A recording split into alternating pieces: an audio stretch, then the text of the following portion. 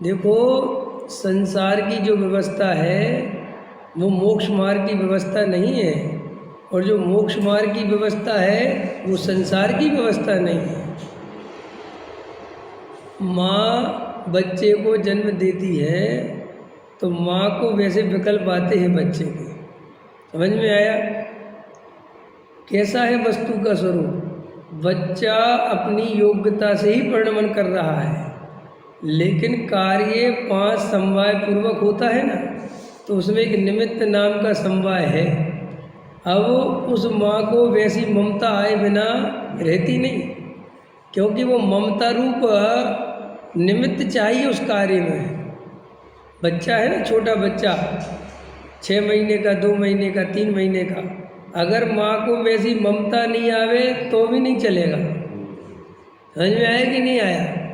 और बच्चे को रहना है, जिंदा रहना है, उसको आगे जाना है, तो सब निमित्त उसके उपादान के हिसाब से उसे मिलते ही मिलते हैं। हम लोगों को अंदर में क्या लगता है कि निमित्त के कारण कार्य हो रहा है।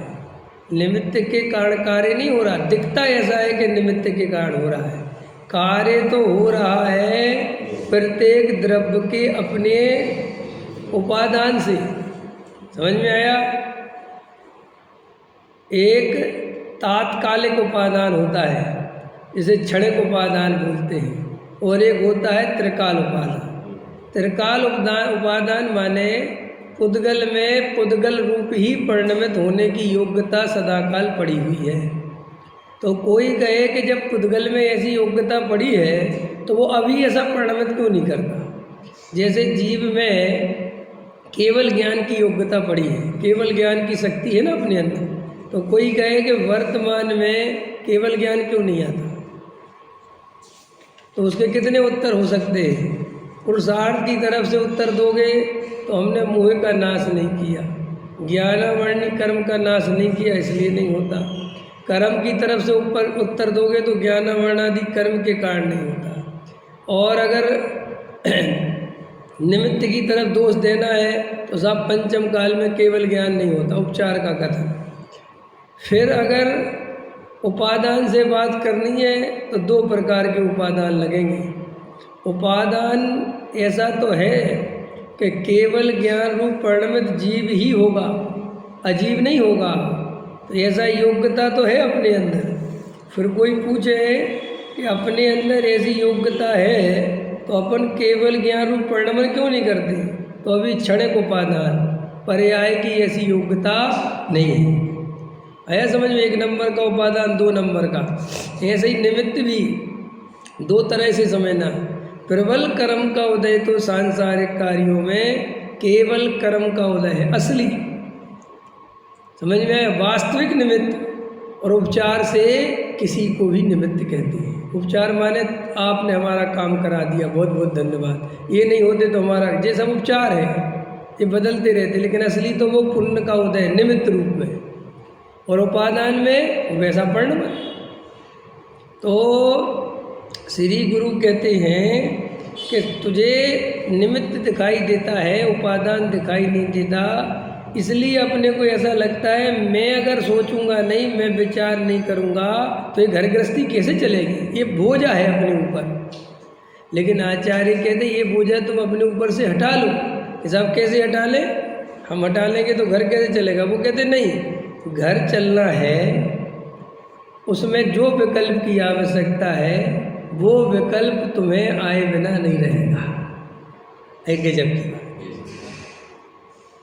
ये अगर अपने को बात समझ में है तो जी अपन विकल्पों में जो सावधानी बरत रहे हैं, ये विकल्प हटाओ, ये ले आओ, ये हटाओ, कुछ नहीं, कुछ करना ही नहीं है तुम्हें। माँ बनने के पहले बहुत चिंता करें कि मेरा बच्चा पैदा होगा तो मैं ये करूँगी कि नहीं करूँगी, मैं तो और माँ की तरह नहीं करूँगी, मैं तो उसकी सूसू पोटी साफ नहीं करूँगी, मैं तो ऐसा नहीं करे। भैया तेरे सोचने से कुछ नहीं होता है। जैसे लड़कियाँ होती है, जब शादी नहीं होती तो माँ बाप की लाडली होती हैं, तो माँ बाप कहते कि माँ कहती कि भैया कुछ काम करा करो, किचन में आओ, रसोई में आओ, कुछ भोजन बनाना सीखो, रोटी। अरे मैं नहीं बनाऊंगी, मैं तो बिल्कुल ना बनाऊं, ऐसे बोलती है। अब माँ को हंसी आती है, माँ कहती ठीक है चलो जाओ।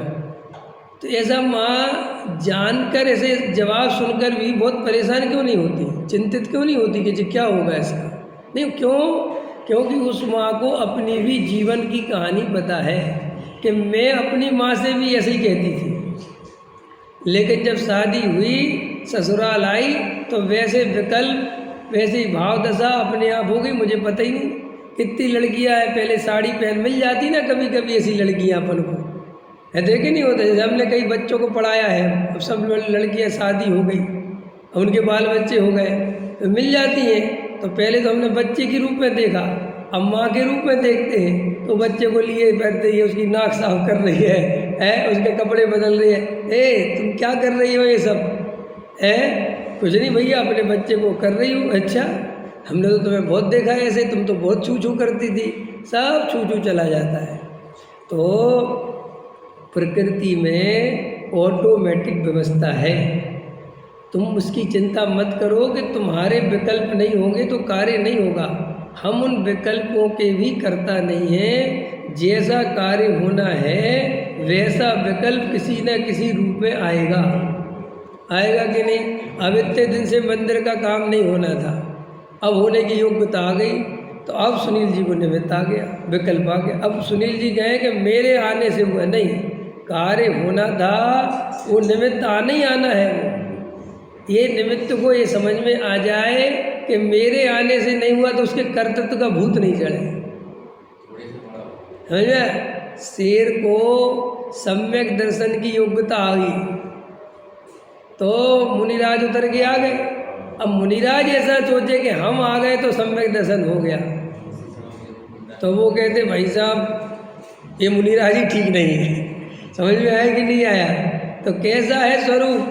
स्वरूप ऐसा है कि काल लब्धि, होनहार, योग्यता, ये सब जग गई ना, उसके पुरुषार्थ का समय आ गया ना, तो निमित्त जब चार समवाय खड़े होंगे तो निमित्त दौड़ के आता है, एकदम आता है, निमित्त लाना नहीं पड़ता।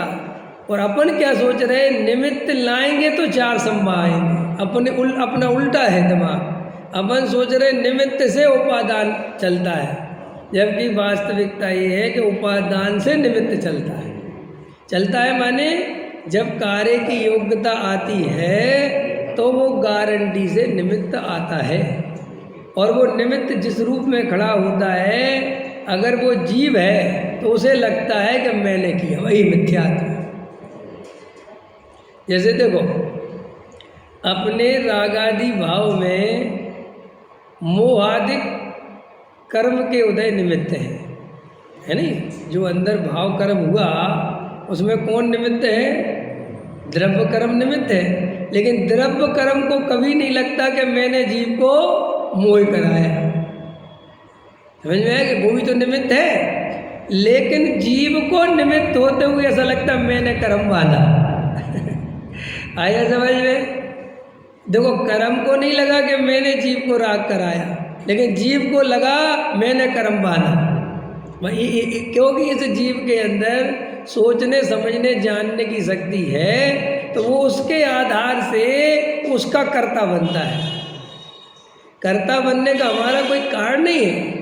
हम वो जितना ज़्यादा जानते हैं, हम उतने ज़्यादा कर्ता के उस जहर से चढ़ता है अपने अंदर। अब वो आचार्य कहते हैं कि जब तक हमारे अंदर कर्तृत्व रहेगा, हमें आत्मानुभूति नहीं होगी।